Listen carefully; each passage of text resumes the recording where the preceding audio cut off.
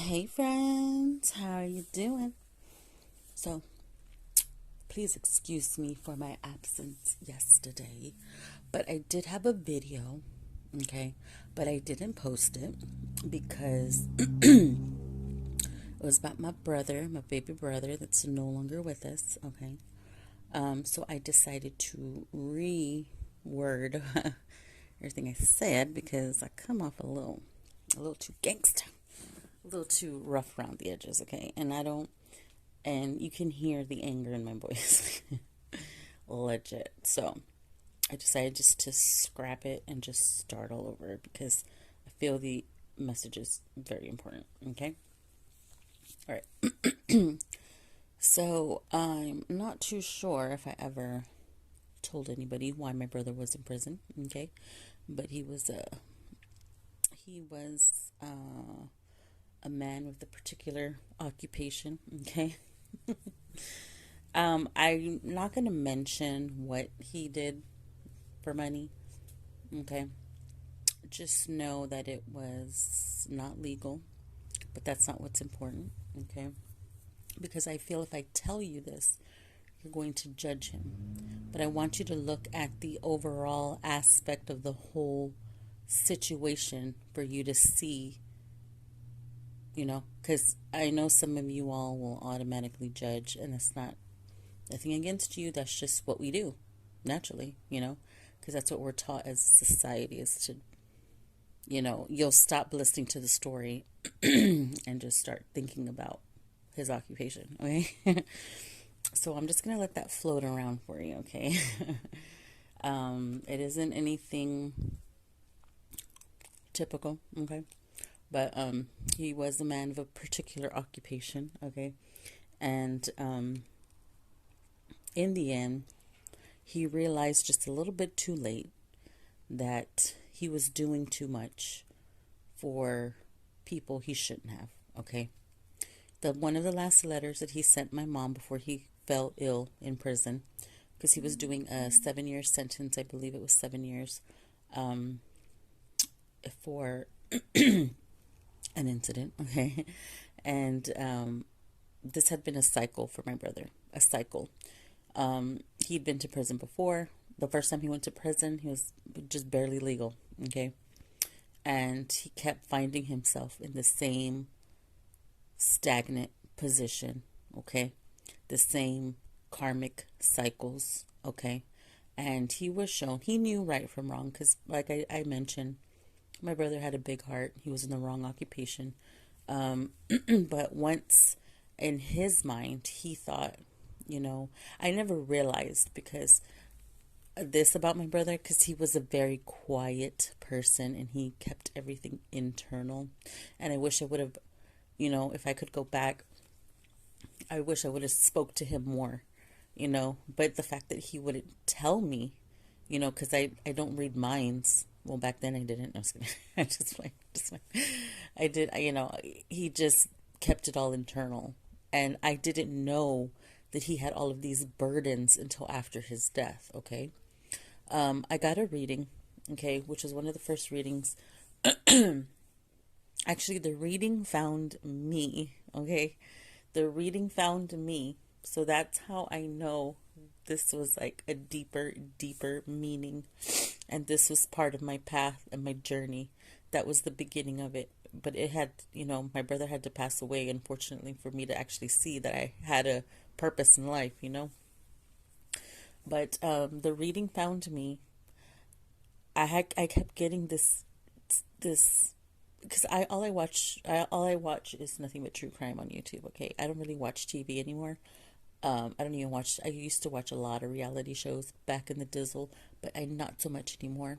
Um, I don't even watch TV. To be honest with you, I watch nothing but true crime documentaries.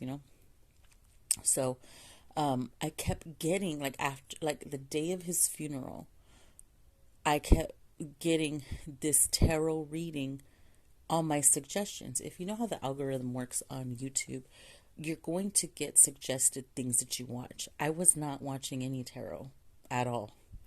So I don't believe in coincidences. If you take that aspect out of it, I believe it was meant for me to see this reading. And the reading was a general reading, okay? It was, and it didn't say it was from your brother, it wasn't like black and white like that. But the fact that it kept getting suggested, it was a general reading on an old friend, is what it said, okay?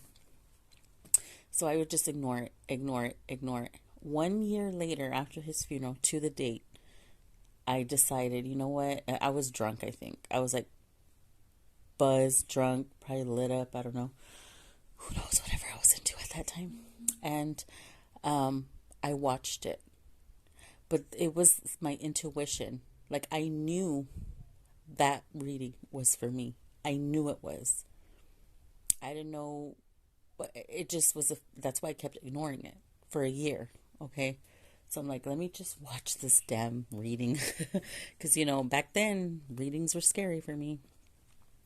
So I watch it, and it's basically my brother letting me know that now he's free, okay?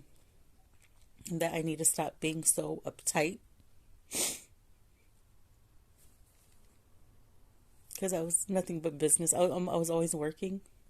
I was too busy to spend time with my family, or I kept myself busy. I purposely didn't go to anything I was invited to because I knew I was in a situation that I was stuck in, okay?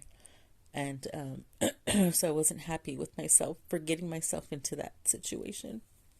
And I was being treated very badly. Okay, and in the reading, he's telling me to live a little.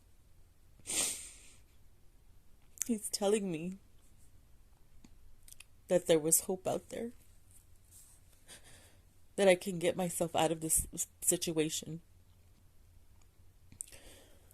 and that I need to be a little bit more like him. He was a free spirit, and he lived his life completely to the fullest. I will say that, okay? He did what he wanted. He made money. Like, he can quadruple money like nobody's business, okay? He could flip money like nobody's business. He was really, he was so intelligent, and it was such a waste, He could have did a lot for our society, for our community. He could have did a lot for the neighborhood. Like, he could have did a lot. It was definitely a missed opportunity. Definitely. Because he was very intelligent. But he was basically telling me to change, And in the reading, it said about all the burdens he had, which in the reading, it was a brick wall. I remember the card. It was a brick wall, and that was the institution. He was institutionalized, and that was a burden to him because he was always being judged, okay? Because he had been to prison several times, okay? This was like his fourth stay, And the fact from that first one, it was a burden to him that it was he had a felony from Jump Street, That's how he started his adult life, was a felony, okay? And then another felony, and then another felony, But he kept himself around the wrong people, and he finally did realize it. And he wrote my mom, and he said, you know what? I've been doing too much for the wrong motherfuckers, because his friends were the ones that would end up snitching on him. And despite his career choices and his mistakes, which he always owned up to his mistakes, he never denied it. He always went. He was a man, and he did his time like he was supposed to. Okay, he pled guilty to all of his charges. He acknowledges his wrongs in it. Okay, so take that out of it. But look at the picture here. My brother was doing a lot for his friends for years because he knew them since they were little, okay? And he would honestly, like, he would probably do more for his friends than us, but not because, if we needed help, he would help us. Hell yeah, he would. But we didn't need help. We're all independent. We all, had our own lives. We all had our own homes. We all had our own vehicles. Like we were good. We were all straight. So we didn't need him. These fucking losers that he was hanging out with needed him. And my brother had a big heart. So what are you gonna do when a motherfucker is struggling? A fucking loser ass motherfucker best friend is struggling. What is he gonna do? He's gonna fucking help him.